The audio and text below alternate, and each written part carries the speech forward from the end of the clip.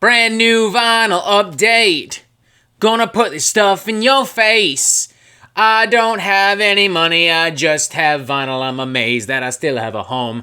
I haven't eaten a healthy meal in almost a week, and all I do is drink here alone. But at least I have my vinyl. At least I have my vinyl. And today I'm gonna show you all the cool things I bought instead of having a life.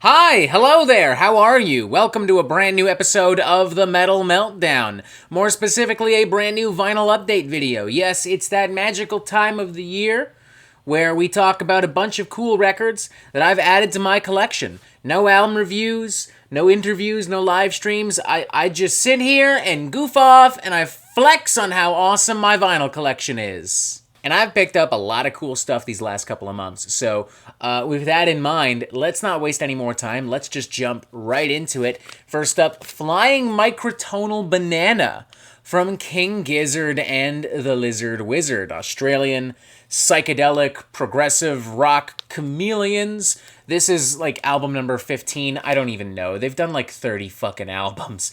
This is one of them. In my opinion, this is one of their best. All the regular weirdness of your most atypical King Gizzard record, but with a lot of like microtonal scales and like weird improvised like jazz and jazz fusion stuff. Love all the weird harmonies and dynamics. Love the feel and the vibe of this record.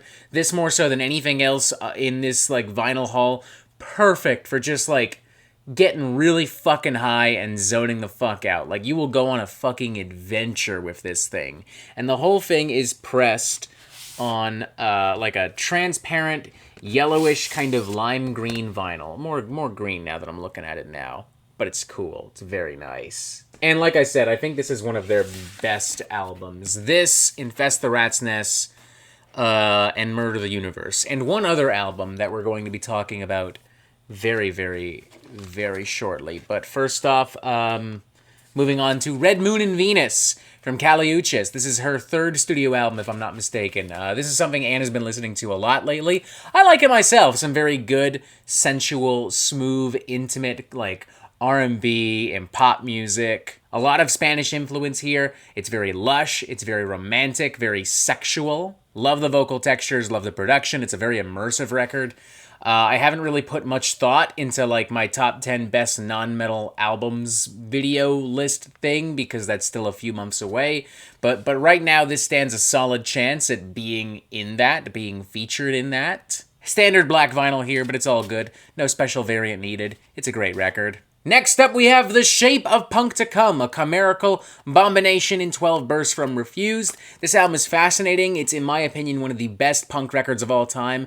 It's also one of the most anti-punk punk records of all time. Like, it's very much about challenging the sensibilities and the musical stereotypes and cliches of punk rock by integrating like post-punk and techno and jazz fusion influence and a lot of like really angular tones and weirder themes. It's basically giving punk, or at least what was perceived as punk in the late 90s, a fucking facelift.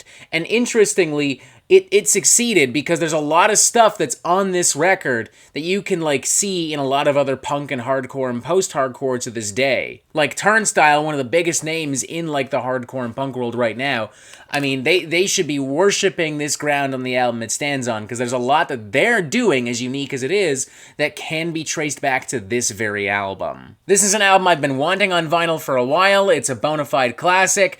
Standard black vinyl, but as per the norm, no special variant needed. It's just a badass record. And next up, we have a self-titled EP, demo, compilation, debut album. I don't know what this is. It kind of occupies all of these things at the same time. It is, officially speaking, their debut album, but it is comprised of EPs and demos and is often regarded by a lot of people as an EP or a demo.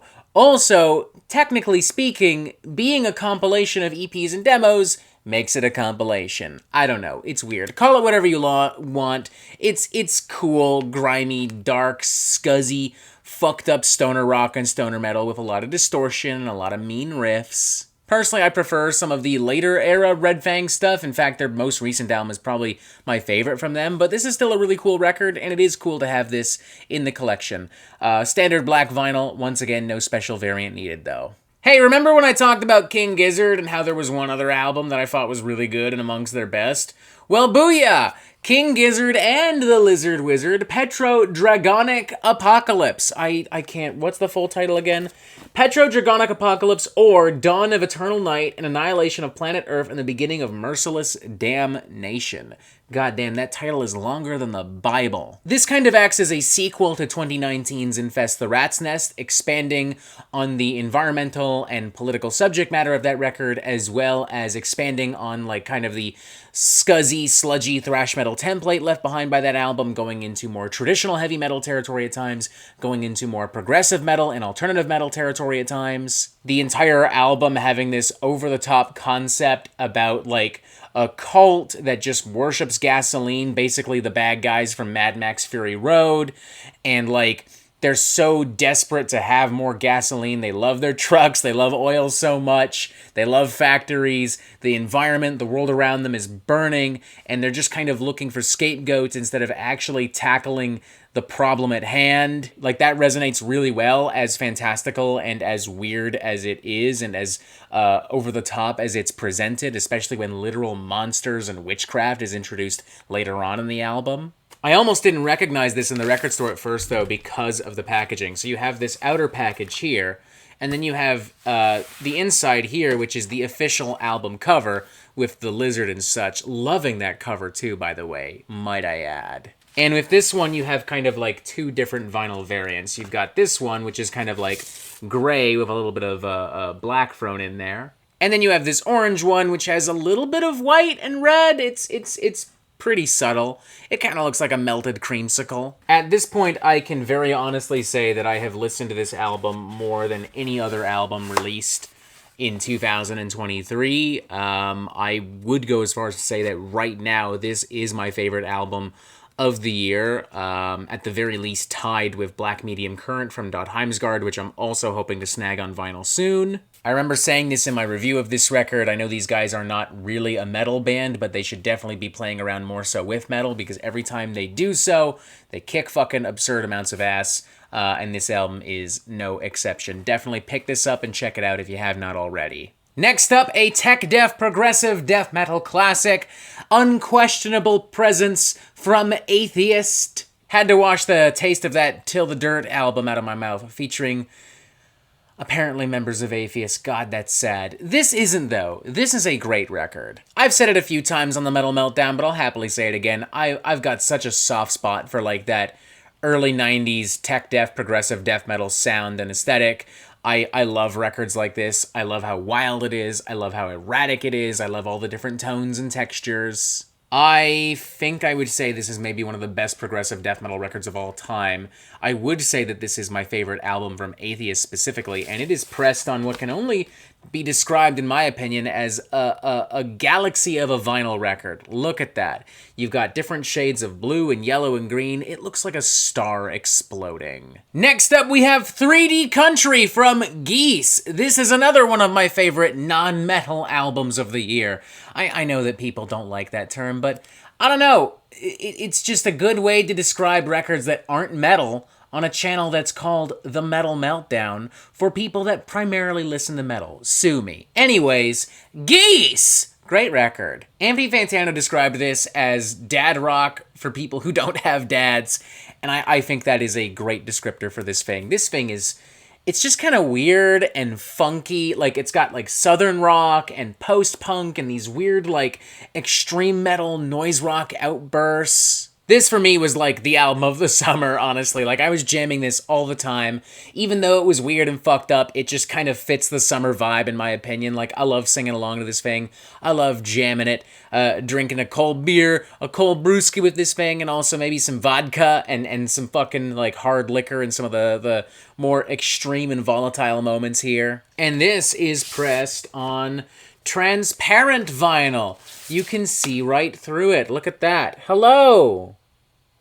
How are you? Look for this to also potentially, definitely, get featured in the top 10 best non-metal albums of the year list video thingy in December. But then again, that's in December, so we'll see. Anything can change. It won't change. I love this record. Speaking of some fun, more non-metal, we have Hot Fuss from The Killers. This is their debut album, and I love this thing. I was a big fan of Killers back in the day. Their first two albums especially I thought were fantastic. This is filled with bops. Like, to this day, there are songs on here that go unironically so fucking hard.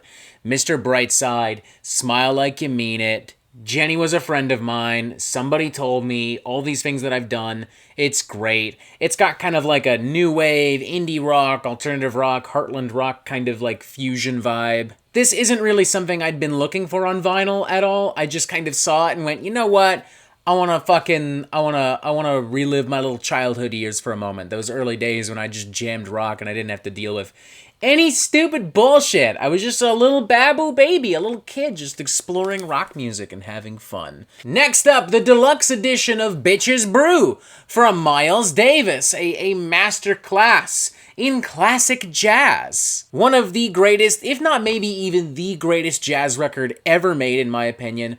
Love the improvisation here. Love the atmosphere. Love how warm and wild and humid this thing is. This is one of those records where, like, I don't really want to tell you much if you haven't already heard this. Like, I kind of want you to just go out and explore this fucking thing if you haven't done so already. So I'm not going to say much more. I'm just going to tell you, Miles Davis, Bitches Brew, Deluxe Edition. It's awesome. Get it. Have your little mind blown. Trust me, you won't regret it. Alright, next up we have Best Wishes from the Cromags. Classic New York hardcore. This is when they're starting to enter their crossover thrash era specifically. The riffs and the beats on here are just so fucking mean. There's so much aggression. There's so much anger. Harley Flanagan to this day is one of the most legit badass motherfuckers in the fucking world, and this is pressed on like transparent vinyl with like red, pink, and yellow splatter. It looks awesome. It's so cool. This and the Atheist album probably win the award for like prettiest vinyls I've picked up this month. Like, that is just objectively beautiful. Next up we have an album that I can't really talk about without telling a story, so fuck it. Story time! It's like we're doing some cringy YouTube vlog shit all of a sudden. We're doing that kind of stuff now. So years ago, out of the blue, me and my buddy Moose, shout out Moose, love you bud, we're running around being young and stupid, obviously. We're still being stupid. We're still being semi-young, you know, older, but you know. Anyways, and we came across Mulatu of Ethiopia. Something about this man's face just enamored us. We were like, what a charming looking guy. We don't know what's going on here. We don't know what he's playing, but he just looks like he's having fun. He looks like he's fucking drunk at the family wedding, and you asked him to say cheese, and he looked up and went like... And then we looked up this thing online, and we found out, yo, this is actually kind of great, and it's considered like a cult classic and like a landmark pioneering record for like Ethiopian jazz. And then they found it on vinyl like ages ago, and we hadn't seen it ever since until I found it again like a month ago at Sonic Boom. And I'm now learning too, this thing was funded by like Ethiopian Airlines, which is so fucking like weird. Like, what a random thing. Imagine like an airline, an airport funding your record. That's so weird. I love it. I love this. This is a great record. Like, this is just awesome. I'm happy to have this.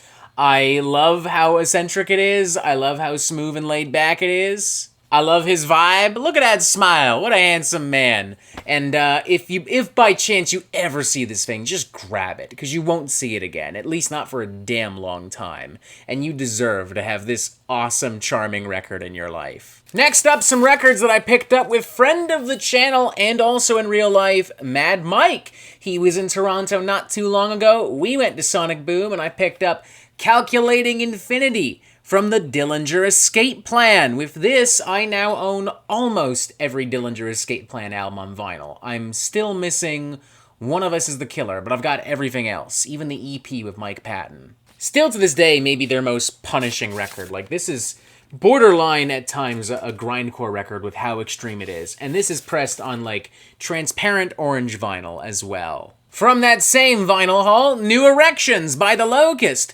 This is the first and only time I've ever seen the Locust on vinyl, so I knew I had to take advantage of it. I grabbed it. I loved it. Me and Mike were actually jamming this one here before he left to go home. And we were kind of just in awe about it. We didn't say anything to each other. We had beers open, but we didn't drink, and we just kind of like, whoa. Like, I'd kind of forgotten how cool this record was, and I don't think he was even really that familiar with the Locust, so this was definitely a really cool find. Rest in peace, Gabe Serbian, by the way. What an absolute madman he was. And this is pressed on kind of like transparent silver and black vinyl.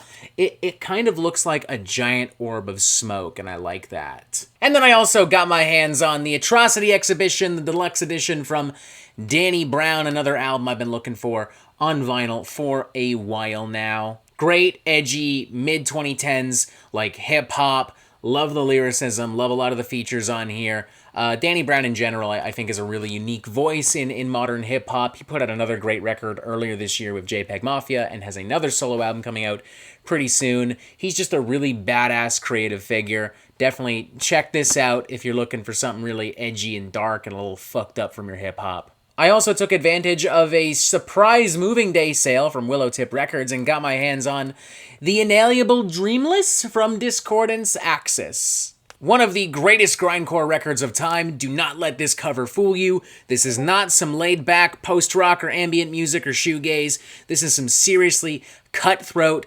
hyper-technical shit, bordering on like tech def and mathcore with some of the arrangements and some of the beats and such, but like, you know, at the very heart and core, gnarly grindcore. Fun fact, this features Dave Witt of Municipal Waste fame on drums, and though I don't immediately remember his name, I know that the singer on this album is also the current singer for Gridlink, who more or less are a successor in ways of Discordance Axis. They have similar sonic tendencies, at least. Anyways, this is pressed on kind of like a dark blue vinyl with black splatter. It might be a little difficult to pick up. You can see it a little bit. I remember when I tried to take a picture of it, you couldn't get any of the blue at all. It just looked like black vinyl. It's cool, though. Really cool. That sale, unfortunately, is no longer happening. That being said, if you do have the opportunity to pick this up, it really is a must-have, essential grindcore record, like right up there with classic Napalm Death and Prowler in the Yard from Big Destroyer and shit like that. Finally, let's wrap things up with the latest studio album from Baroness, Stone, which I picked up pretty much on the day of release. I very recently did a review for this record, and I stand by everything I said in that thing. I think this is the best progressive metal album I've heard in 2023, and one of the best things Baroness have done, which is saying a lot, because everything they do is consistently awesome. And this is also like an indie record store exclusive variant, kind of like they called it Ruby Red, but I don't know, it's more like orange and pinkish. Even so, really cool to have this on vinyl. A lot of great tunes on here. This is very likely going to be in my top 10 for like best metal albums of 2023. And with this on vinyl, I can now once again say that I own every Baroness album on vinyl. All of them special variants too, like all colored vinyl or picture discs. The golden gray one too, like I love the designs on that one. I'm getting off topic. Baroness, awesome album, looks as pretty as it sounds, hell yes. And that does it for me. Those are all the albums that I picked up in the past 2 or 3 months. Now it's your turn to let me know. What albums have you added to your collection? Have you added any of these albums to your collection by chance? Perhaps something else. Maybe you picked up the new Incantation album, or the new Cryptopsy, or maybe something else entirely.